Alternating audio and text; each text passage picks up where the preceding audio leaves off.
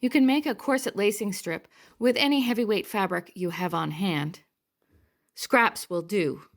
This is a piece of domestic coutil. This is a piece of drill. This is a piece of cotton back satin.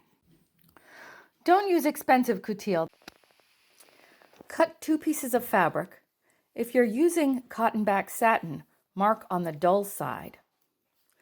Cut 2 pieces of stiff stuff that has wonder under on the back of it, 1.5 inches by 17 inches. Peel the paper off the back of the wonder under and press it to the area indicated on the pattern.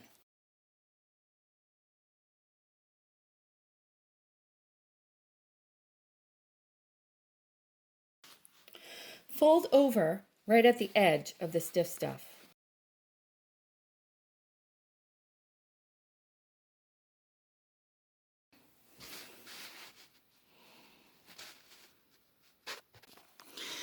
Edge stitch right on the fold. Then you can use your presser foot to gauge 1/4 inch for the stitch that's next to it.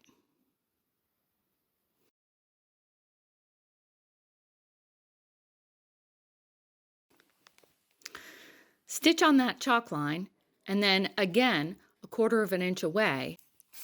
Slide bones in the casing you've just created.